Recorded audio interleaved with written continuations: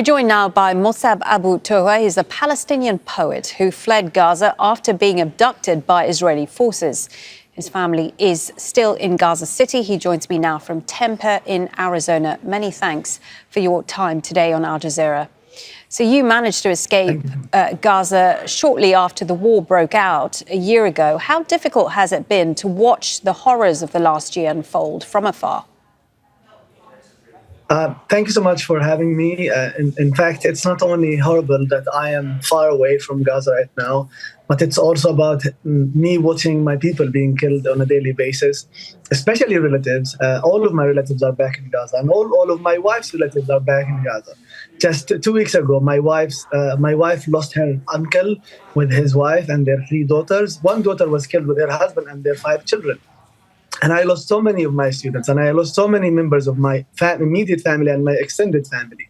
So it's not only being away and watching what's happening back in my city, but it's also about the people I care about, my family, my friends, my students, 2 of whom I lost very recently. Mosab, you yourself didn't have the easiest journey escaping Gaza. Can you tell us a bit about what happened? I was cleared to leave Gaza as a father of an American citizen last November.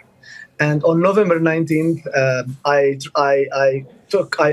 left the school shelter in Jabalia camp where I was staying with my immediate family. I left with my wife and kids. And we were on our journey from northern Gaza to southern Gaza, where the Rafah border crossing is. And there were some Israeli tanks on the Salah ad-Din street, which Israel called a safe passage for people who wanted to evacuate northern Gaza.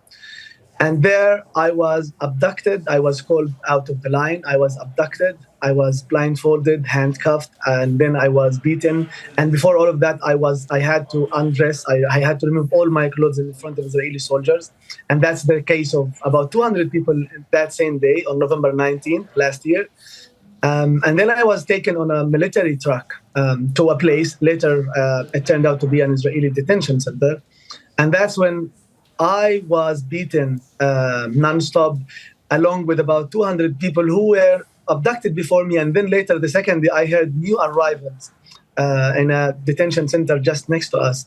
And while I was interrogated the second day, I could hear the Palestinian young men being tortured. They were screaming. They were asking to be reunited with their wives and their children.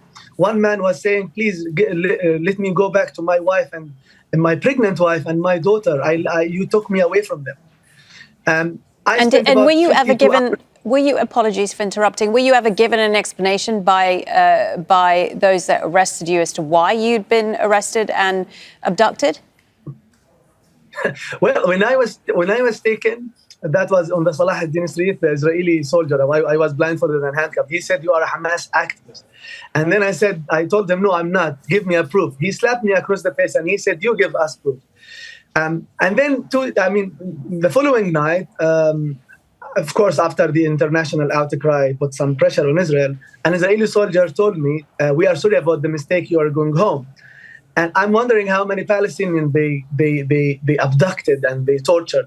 Dr. Adnan al-Bursh, one of the top surgeons in the Gaza Strip, who was abducted from Al-Auda hospital in North Gaza last November, and he was announced dead early this year. How many people were taken away from their wives and kids and were killed? I myself, by the way, I had my house bombed on October 28th last year. And in that house used to live about 25 members of my immediate family, my parents, my siblings, their children. And luckily we were not in that.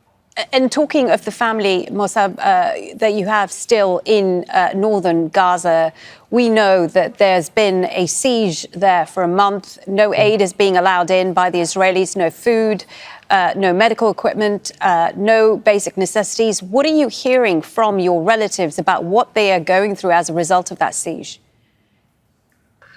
Well, first of all, I hear that they don't have enough food. They don't have access to any medical care. For example, my sister, Aya, is pregnant and is about to give birth maybe today or tomorrow. I don't know. And she doesn't have access to any hospital, even to any ambulances if her pregnancy is in danger.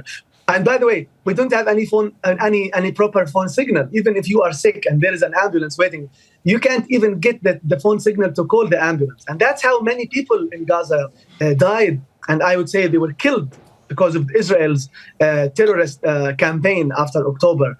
And what I hear is that there is no fuel, not only for the ambulances, if there are ambulances, but there is no fuel for the hospitals.